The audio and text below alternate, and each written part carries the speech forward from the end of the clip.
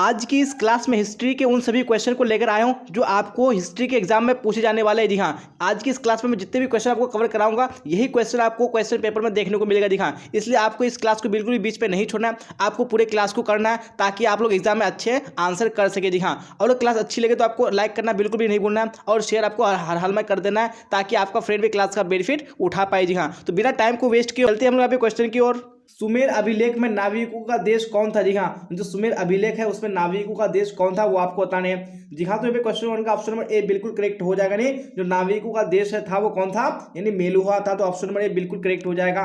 चलिए अब देख लेंगे हम लोग next question, question number two. जी हाँ, तो क्वेश्चन नंबर टू भी स्क्रीन पे आ चुका, क्या बोला जा रहा है? तौलने की इकाई में सिंधुवासी किस अंका का प्रयोग करते थे? जी हाँ, यानी जब वो लोग नाप तोल करते थे तो अपनी इकाई में वो लोग कौन सी अंका का प्रयोग करते थे वो आपको बताने हैं। यहाँ पे टू का ऑप्शन नंबर डी बिल्कुल करेक्ट हो जाएगा। जी हाँ, 16 अंका का प्रयोग करते थे। जी हाँ, ये सारा क्वेश्चन आपको बोर्ड एग्जाम में हर हाल में देखने को मिलेगा। जी हाँ, इससे बाहर बिल्कुल भी आपको क्वेश्चन इसका एग्जाम में नहीं पूछा जाएगा, तो आप लोगों को पैसेज के साथ में क्लास को देखना है। चलिए आप क्वेश्चन नंबर थ्री का आप लोग आंसर बताइए, कौन सा ऑप्शन करेक्ट होगा? चनहुद्रो उत्पादन केंद्र था। जी हाँ, जो चनहुद्रो था वो किसका उत्पादन केंद्र था वो आपको बताने हैं, मुहर का, मनका का, या वस्त्र का, या मूर्ति का? जी हाँ, तो थ्री का ऑप्शन नंबर बी बिल्कुल करेक्ट हो जाएगा। नहीं, जो चनहुद्रो था वो मनका बनाने का क्या था, उत्पादन केंद्र था। चलिए अब देख लेंगे हम लोग next question, question number four. जी हाँ, तो क्वेश्चन नंबर फोर भी स्क्रीन पे आ चुका, क्या बोला जा रहा है? अशोक का शासन काल था। जी हाँ, यानी अशोक ने कब से कब तक शासन किया था वो आपको बताने हैं। तो यहाँ पे फोर का ऑप्शन नंबर बी बिल्कुल करेक्ट हो जाएगा। जी हाँ, 269 ईसा पूर्व से 232 ईसा पूर्व बिल्कुल करेक्ट हो जाएगा। चलिए अब देख लेंगे हम लोग next question, question number five. जी हाँ, तो क्वेश्चन फाइव भी स्क्रीन पे आ चुका, क्या बोला जा रहा है? अशोक का अभिलेख सर्वप्रथम पढ़ा गया। जी हाँ, तो अशोक का जो अभिलेख है सबसे पहले वो कब पढ़ा गया था, कब उसका स्टडी किया गया था? तो फाइव का ऑप्शन नंबर सी बिल्कुल करेक्ट हो जाएगा। जी हाँ, 1837 ईस्वी में। चलिए अब देख लेंगे next question, question number six. जी हाँ, तो क्वेश्चन नंबर सिक्स भी स्क्रीन पे आ चुका है, क्या बोला जा रहा है? मुद्रा राक्षस का लेखक कौन था? जी हाँ, जो मुद्रा राक्षस है इसका राइटर कौन था वो आपको बताने हैं। तो सिक्स का ऑप्शन नंबर डी बिल्कुल करेक्ट हो जाएगा। जी हाँ, विशाखा दत्त हो जाएगा।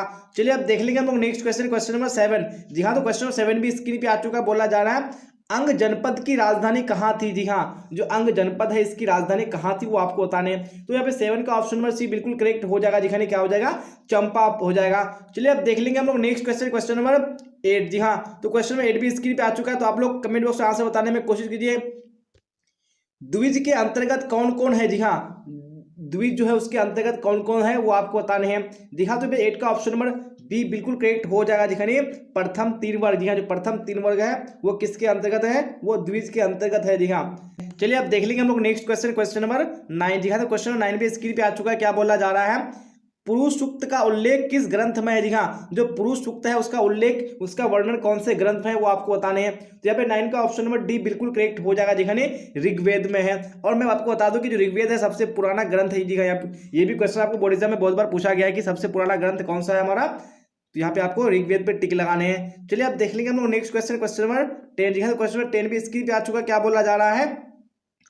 समुद्रगुप्त किस वंश का शासक था? जी हाँ, यानी जो समुद्रगुप्त है वो कौन से वंश का राजा था, बादशाह था? तो यहाँ पे टेन का ऑप्शन नंबर बी बिल्कुल करेक्ट हो जाएगा। जी हाँ, समुद्रगुप्त। याद है आपको, गुप्त यानी गुप्त से आपको गुप्त वंश याद रखने हैं। चलिए अब देख लेंगे हम लोग नेक्स्ट क्वेश्चन, क्वेश्चन नंबर 11। जी हाँ, तो क्वेश्चन 11 भी स्क्रीन पे आ चुका है, क्या बोला जा रहा है? शास्त्रों के अनुसार राज्य करने का अधिकार था। जी हाँ, जो शास्त्रों के अनुसार जो राज्य करने का अधिकार था यानी राजा बनने का जो अधिकार था वो किसको था? तो यहाँ पे 11 का ऑप्शन नंबर ए बिल्कुल करेक्ट हो जाएगा। जी हाँ, क्षत्रियो को था। जी हाँ, जैसा कि मैंने आपको बताया था कि जो वर्ण थे वो चार प्रकार के थे। तो सबसे पहले आते थे हमारे कौन? क्षत्रिय आते थे, जो क्या करते थे? राजपाट का काम करते थे। उसके बाद ब्राह्मण जो कि पूजा पाठ का काम करते थे। उसके यहाँ पे आते थे हमारा वैश्य, उसके बाद शूद्र था। जी हाँ, आप देख लेंगे नेक्स्ट क्वेश्चन, क्वेश्चन नंबर 12। तो और आप लोग साथ साथ में अपना आंसर बताना मत भूलिएगा। तो 12 का आंसर बताइए कौन सा करेक्ट होगा? कार्ले के चैत्य का किससे निर्माण करवाया? जी हाँ, जो कार्ले का चैत्य है उसका जो निर्माण करवाया वो किससे करवाया वो आपको बताने हैं। तो यहाँ पे 12 का ऑप्शन नंबर बी बिल्कुल करेक्ट हो जाएगा। जी हाँ, पहाड़ी चट्टानों से इसका निर्माण करवाया गया है, किसका? कार्ले के चैत्य का। चलिए अब देख लेंगे नेक्स्ट क्वेश्चन, क्वेश्चन 13। जी हाँ, तो स्क्रीन पे आ चुका है क्वेश्चन, बौद्धों के लिए सबसे पवित्र स्थल है। जी हाँ, यानी जो बौद्ध धर्म को मानने वाले हैं उनके लिए सबसे पवित्र पाक स्थल कौन सा है? तो यहाँ पे 13 का ऑप्शन नंबर ए बिल्कुल करेक्ट हो जाएगा। जी हाँ, स्तूप हो जाएगा। चलिए अब देख लेंगे हम लोग नेक्स्ट क्वेश्चन, क्वेश्चन नंबर 14। जी हाँ, तो क्वेश्चन नंबर 14 स्क्रीन पे आ चुका है, क्या बोला जा रहा है? रज्मनामा के नाम से किस ग्रंथ का फारसी अनुवाद किया गया? जी हाँ, यानी कौन सा ग्रंथ है जिसका फारसी अनुवाद किया गया और उसका नाम रज्मनामा रखा गया? तो यहाँ पे 14 का ऑप्शन नंबर बी बिल्कुल करेक्ट हो जाएगा। जी हाँ, जो महाभारत है उसका फारसी अनुवाद क्या कहलाता है? रज्मनामा कहलाता है। तो ऑप्शन नंबर बी बिल्कुल करेक्ट हो जाएगा। चलिए अब देख लेंगे हम लोग यहाँ पे नेक्स्ट क्वेश्चन, क्वेश्चन नंबर 15 क्या बोला जा रहा है? गुलबदन बेगम ने किसके आग्रह पर हुमायूं नामा लिखा? जी हाँ, यानी जो गुलबदन बेगम है ये कौन थी? ये हुमायूं की बहन थी। जी हाँ, उन्होंने ही हुमायूं नामा को लिखा था। तो ये किसके कहने पर, किसके आग्रह पर लिखा था? तो यहाँ पे 15 का ऑप्शन नंबर ए बिल्कुल करेक्ट हो जाएगा। जी हाँ, अकबर के कहने पर। चलिए अब देख लेंगे हम लोग नेक्स्ट क्वेश्चन, क्वेश्चन नंबर 16। जी हाँ, तो क्वेश्चन नंबर 16 भी स्क्रीन पे आ चुका है। क्या बोला जा रहा है? विजयनगर राज्य की स्थापना कब हुई? जी हाँ, जो विजयनगर साम्राज्य है उसकी स्थापना कब हुई आपको बताने हैं। तो 16 में ऑप्शन नंबर बी बिल्कुल करेक्ट हो जाएगा। दिखाने 1336 ईस्वी में, जैसा कि आप सबको बताइए। और इसके संस्थापक कौन थे? हरिहर और बुक्का दोनों भाई से थे।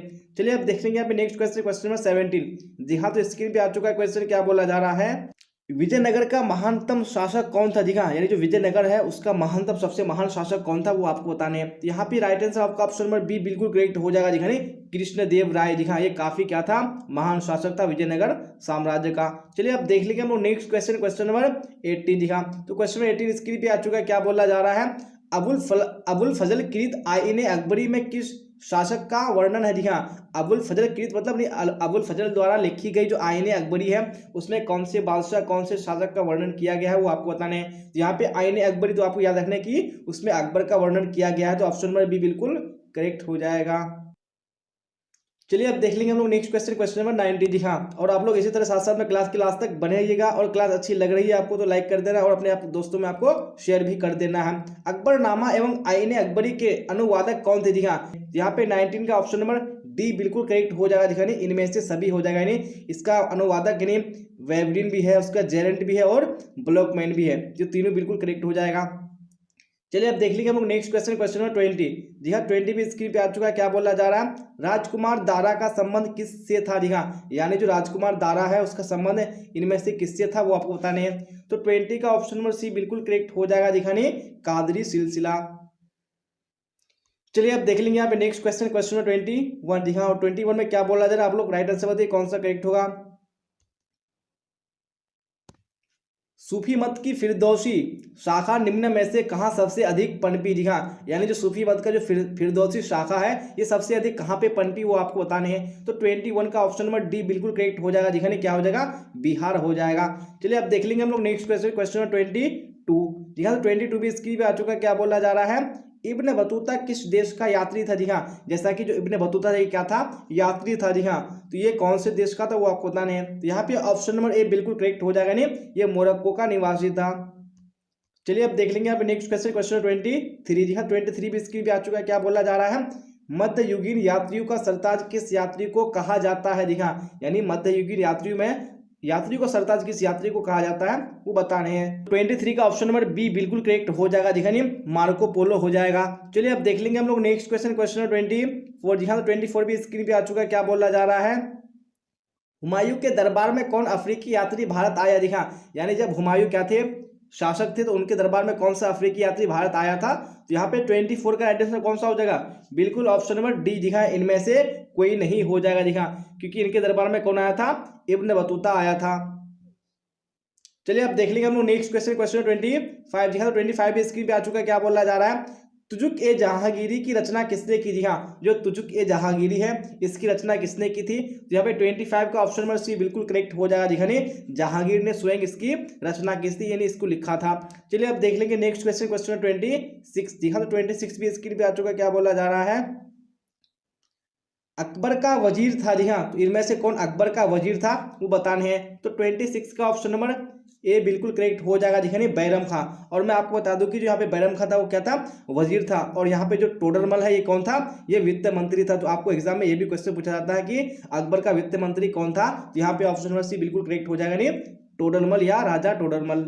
जी हाँ, देख लेंगे हम लोग नेक्स्ट क्वेश्चन, क्वेश्चन 27। जी हाँ, तो 27 भी स्क्रीन पे आ चुका है। क्या बोला जा रहा है? कॉर्नवालिस कोड बना। जी हाँ, जो कॉर्नवालिस कोड है वो कब बना वो आपको बताने हैं। तो 27 में ऑप्शन नंबर बी बिल्कुल करेक्ट हो जाएगा। दिखाने 1793 ईस्वी में। चलिए अब देख लेंगे यहाँ पे क्वेश्चन नंबर 28। क्या बोला जाए 28 में? चलिए राइट आंसर बताइए आप लोग। जमींदारी प्रथा भारत के किस राज्य में लागू हुआ? जी हाँ, तो भारत का वो कौन सा राज्य है जहाँ पे जमींदारी प्रथा लागू हुआ था? तो 28 का ऑप्शन नंबर ए बिल्कुल करेक्ट हो जाएगा। जी हाँ, बंगाल हो जाएगा। चलिए अब क्वेश्चन 29 को देख लीजिए, क्या बोला जा रहा है। 1857 के विद्रोह के समय भारत का गवर्नर जनरल कौन था? जी हाँ, यानी जब 1857 में विद्रोह हुआ था तो उसमें भारत का कौन गवर्नर जनरल था? तो 29 का ऑप्शन नंबर बी बिल्कुल करेक्ट हो जाएगा। दिखाने कैनिंग हो जाएगा। चलिए अब देख लेंगे हम लोग नेक्स्ट क्वेश्चन। क्वेश्चन नंबर 29 हो चुका है, आप 30 को देखेंगे और अभी आपको क्लास तक बने रहना है। क्वेश्चन 30 में देखिए क्या बोला जा रहा है। कैनिंग से ठीक पहले भारत का गवर्नर जनरल कौन था? जी हाँ, यानी जब कैनिंग गवर्नर जनरल बना तो इससे पहले गवर्नर जनरल कौन था वो बताने हैं। तो 30 का right answer option number B बिल्कुल करेक्ट हो जाएगा। दिखाने जो डलहौजी था वो कैनिंग से पहले क्या था वो गवर्नर जनरल था। चलिए अब देख लेंगे हम लोग नेक्स्ट क्वेश्चन। क्वेश्चन 31 जी हाँ 31 भी स्क्रीन पे आ चुका है। क्या बोला जा रहा है। प्लासी की लड़ाई किसके किसके बीच में हुई थी? जी हाँ, तो आप सबको बताइए कि जो प्लासी की लड़ाई हुई थी वो 1757 ईस्वी में हुई थी। जी हाँ, तो ये किसके किसके बीच में हुई थी वो आपको बताने हैं। तो 31 का ऑप्शन नंबर ए बिल्कुल करेक्ट हो जाएगा। जी हाँ, क्लाइव और सिराजुद्दौला के बीच में हुई थी, तो ऑप्शन नंबर ए बिल्कुल करेक्ट हो जाएगा। चलिए अब देख लेंगे हम लोग नेक्स्ट क्वेश्चन। क्वेश्चन 32 जी हाँ, तो 32 भी स्क्रीन पे आ चुका है। क्या बोला जा रहा है। बंगाल का सर्वप्रथम गवर्नर जनरल कौन बना? जी हाँ, जो बंगाल है उसका सबसे पहले गवर्नर जनरल कौन बना था? तो 32 का ऑप्शन नंबर ए बिल्कुल करेक्ट हो जाएगा। दिखाने क्लाइव हो जाएगा, यानी लॉर्ड क्लाइव हो जाएगा। चलिए अब देख लेंगे नेक्स्ट क्वेश्चन। क्वेश्चन 33 जी हाँ 33 स्क्रीन पे आ चुका। क्या बोला जा रहा है। सिराजुद्दौला के बाद बंगाल का नवाब कौन बना? जी हाँ, जब सिराजुद्दौला को यानी क्लाइव ने हरा दिया तो उसके बाद बंगाल का नवाब कौन बना? तो 33 का ऑप्शन नंबर बी बिल्कुल करेक्ट हो जाएगा। दिखाने मीर जाफर। चलिए अब देख लेंगे हम लोग नेक्स्ट क्वेश्चन। क्वेश्चन 34 जी हाँ, तो 33 हम लोगों ने कवर कर लिया। अब 34 को देख लेते हैं। क्या बोला जा रहा है। गेटवे ऑफ इंडिया का निर्माण कब हुआ था? जी हाँ, जो गेटवे ऑफ इंडिया है जो कि मुंबई में है, तो इसका निर्माण कब हुआ था? तो यहाँ पे 34 का ऑप्शन नंबर ए बिल्कुल करेक्ट हो जाएगा। दिखाने 1911 ईस्वी में। और अगर आपको इंडिया गेट देगा जो कि दिल्ली में है तो उसका जो निर्माण हुआ था वो 1931 ईस्वी में हुआ था। तो ये भी आपको पॉइंट याद रखने हैं। चलिए अब देख लेंगे हम लोग नेक्स्ट क्वेश्चन। क्वेश्चन 35 क्या बोला जाए। 35 में गांधी जी ने अहमदाबाद से दांडी की यात्रा किस लिए किया था? जी हाँ, उन्होंने यात्रा किया था अहमदाबाद से दांडी तक। ये किस लिए किया था? यहाँ पे 35 का ऑप्शन नंबर भी बिल्कुल करेक्ट हो जाएगा। दिखने नमक कानून को तोड़ने के लिए। चलिए अब देख लेंगे हम लोग नेक्स्ट क्वेश्चन। क्वेश्चन 36 जी हाँ 36 भी स्क्रीन पे आ चुका है। क्या बोला जा रहा है। गांधी इरविन समझौता कब हुआ था? जी हाँ, जिसको हम लोग क्या बोलते हैं गांधी इरविन पैक्ट। जी हाँ, ये क्वेश्चन एग्जाम में बहुत बार पूछा जा चुका है, तो आपको इसका आंसर हर हाल में पता होना चाहिए। तो 36 का right answer option number B बिल्कुल करेक्ट हो जाएगा। देखिए 1931 ईस्वी में। चलिए अब देख लेंगे अपने नेक्स्ट क्वेश्चन। क्वेश्चन 37 क्या बोला जा रहा है। क्वेश्चन 37 में दूसरा गोलमेज सम्मेलन कब हुआ था? जी हाँ, दूसरा गोलमेज सम्मेलन है वो कब हुआ था? तो 37 का ऑप्शन नंबर बी बिल्कुल करेक्ट हो जाएगा, यानी 1931 ईस्वी में। अगर आपको पहला गोलमेज सम्मेलन पूछेगा तो वो ऑप्शन नंबर ए यानी 1930 बिल्कुल करेक्ट हो जाएगा। दूसरा 1931 हो जाएगा। चलिए अब देख लेंगे हम लोग नेक्स्ट क्वेश्चन। क्वेश्चन 38 जी हाँ 38 भी स्क्रीन पे आ चुका है। क्या बोला जा रहा है। मारो फिरंगी को का नारा किसने दिया? जी हाँ, ये जो नारा है मारो फिरंगी को, ये किसने दिया था? तो 38 का ऑप्शन नंबर बी बिल्कुल करेक्ट हो जाएगा। दिखनी मंगल पांडे, शहीद मंगल पांडे हो जाएगा। चलिए अब देख लेंगे हम लोग नेक्स्ट क्वेश्चन। क्वेश्चन 39 क्या बोला जा रहा है। भारत कब स्वतंत्र हुआ? जी हाँ, ये सबको पता है कि भारत कब आजाद हुआ। यहाँ पे ऑप्शन नंबर ए बिल्कुल करेक्ट हो जाएगा, 1947 ईस्वी में। चलिए अब देख लेंगे यहाँ पे नेक्स्ट क्वेश्चन। क्वेश्चन 40 हाँ आखिरी क्वेश्चन है आज के इस क्लास का। क्या बोला जा रहा है। स्वतंत्र भारत का अंतिम गवर्नर जनरल कौन था? जी हाँ, यहाँ पे क्या बोला है स्वतंत्र यानी भारत आजादी के बाद जो उसका अंतिम गवर्नर जनरल बना था वो कौन बना था? तो 40 का ऑप्शन नंबर सी बिल्कुल करेक्ट हो जाएगा। दिखानी सिराज यानी चक्रवर्ती राज गोपालाचारी हो जाएगा। जी हाँ, तो इसी क्वेश्चन के साथ आज की क्लास एंड होता है। और अगर आपको क्लास अच्छी लगी हो तो आपको लाइक कर देना, अपने दोस्तों में आपको शेयर कर देना है। जी हाँ, तो यहाँ तक बने रहने के लिए आप सबका धन्यवाद। फिर मिलेंगे हम लोग अगली क्लास में। Till then bye bye tata, see you on the next class.